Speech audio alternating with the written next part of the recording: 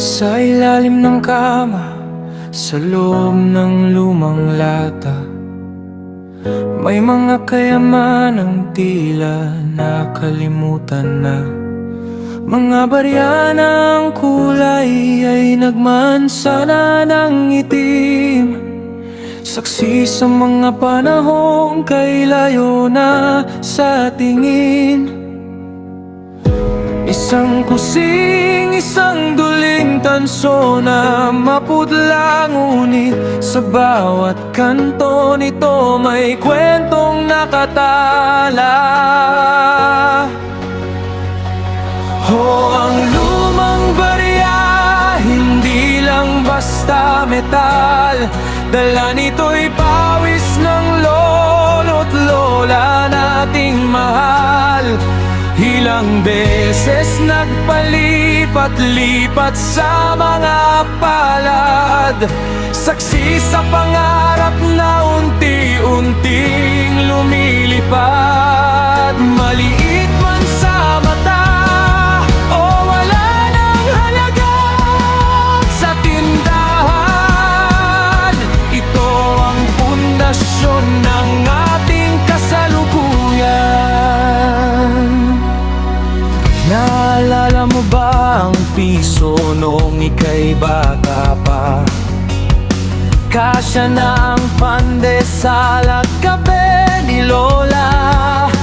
Ang tunog ng kalansing sa loob ng alkansya ay himig ng pag-asa at tiyaga ng pamilya. Ngayon ay nakatago, pilit nang itinatabi sa gitna ng digital na mundong kay bilis ng babi. Tingnan mo ang ukit, ang mukha ng mga bayani, ang simbolo ng bansang sa hirap ay umani. Kahit may kalawang, kahit pudpod ng gilid, dito nakasulat ang kasaysayang sa atin ay hatid. Huwag itong itapon, huwag itong balewalain, sapagkat ito ang ugat ng bawat yaman natin.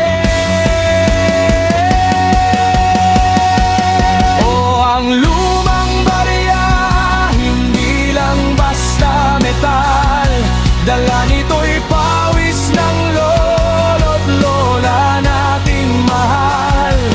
Ilang beses nagpalipat-lipat sa mga palad, saksi sa pangarap na unti-unting lumilipad. Maliit man sa mata o wala nang halaga sa tindahan, ito ang pundasyon ng ating kasalukuyan.